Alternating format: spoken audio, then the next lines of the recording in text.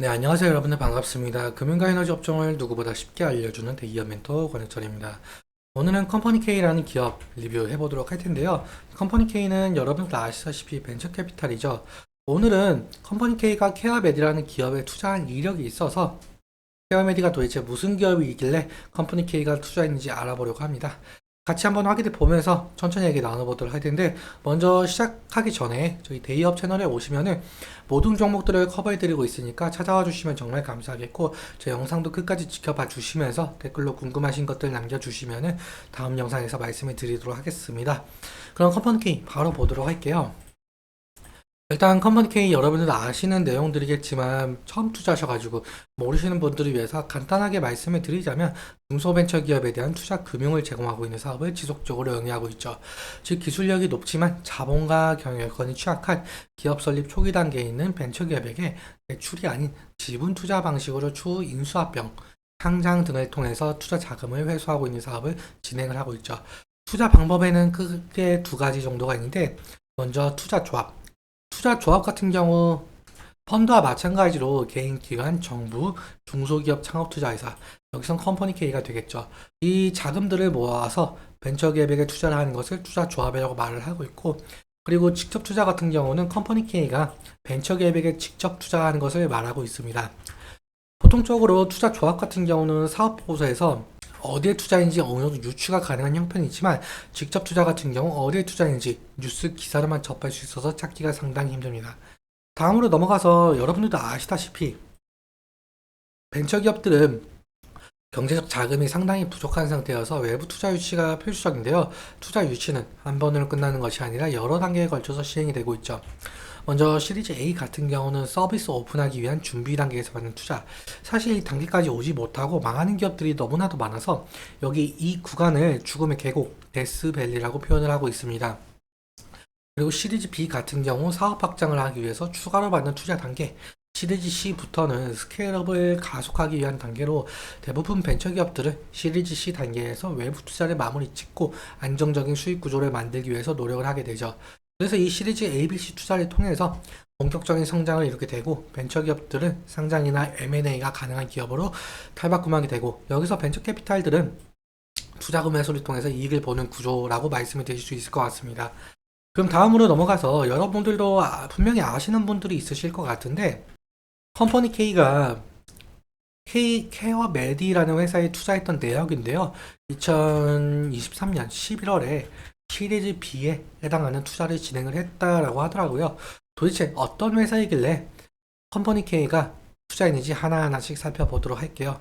일단 케어 메디 같은 경우는 전기 삼투 펌프 기술을 기반으로 이런 웨어러블형 인슐린 패치를 만드는 기업인데요. 사실 여러분들도 아시다시피 인슐린이라는 것은 당뇨병 환우들에게 필수적인 호르몬이죠. 당뇨병 환우들은 하루에도 수차례 주사바늘을 몸에 찔러서 인슐린을 투약해야 하는 불편함이 있었는데, 최근 이런 형태의 웨어러블형으로 단점을 최소화한 인슐린 펌프가 확산을 하고 있죠. 케어메디 제품 같은 경우는 여기 사진처럼 팔에 붙여가지고 인슐린을 흡수시키는 건데요. 인슐린 투약의 새 지평을 열었다라는 평가를 받을 정도로 인슐린 용량을 늘리면서 기기 무게는 또 줄이고 두께도 줄이면서 사용자의 편의성을 높였죠. 결국에는 케어메디의 제품이 잘 팔려야 케어메디의 매출이 오를 것이고, 그에 맞춰 투자한 컴퍼니 K도 각광을 받을 텐데요. 그렇다면 케어메디의 제품 같은 경우 모멘텀은 당뇨병 환우들의 증가수 아닐까요? 함께 그러면 살펴보도록 할게요. 여기 이 기사를 보시면은 당뇨병 인구 같은 경우 600만 명으로 예상치보다 이미 30년을 앞섰다라고 평가받고 있습니다. 고위험군만 해도 지금 2천만 명을 돌파했는데요. 당뇨병 인구가 빠르게 늘어나는 이유 같은 경우는 여러 가지가 있겠지만, 작년 한 해까지 유행이었던 탕후루 또 한몫을 하고 있는 것 같습니다. MZ 세대들, 특히 10에서 30대까지 단짠단짠이라는 용어도 생겼을 정도로 아주 달고 아주 짠 음식을 선호하고 있죠. 사실 당뇨병 학회에서 설문조사를 진행한 결과 상당수 국민이 당뇨병의 심각성과 위험 수준을 인지는 하고 있다라고 답변을 받은 바가 있었지만 인지만 하고 있을 뿐 식습관은 전혀 바뀌지 않아서 여전히 당뇨병에 걸릴 확률에 노출이 되어 있죠. 그래서 현재 국가에서도 당뇨병 환우들에 대한 관리가 필요하다는 의견이 제기됐을 만큼 심각한 수준으로 파악되고 있는 상황인데요. 당뇨 관리 기기를 정부에서 지원까지 해줄 정도면 상당히 심각한 수준으로 보이고 있죠. 이렇듯 당뇨병에 대한 위기의식 그리고 실제로 환우들이 늘어나고 있는 만큼 케어메디의 제품 판매와 정부의 지원까지 더해진다면 매출 상승과 더불어 초기 투자사인 컴퍼니 K가 각광을 받을 가능성이 높을 것 같습니다. 그럼 다음으로 한 가지 모멘텀이 더 있는데요. 제가 저번 영상에서 말씀을 드렸었는데 윤석열 대통령께서 첨단 바이오 R&D 투자를 확대하겠다는 내용이었습니다.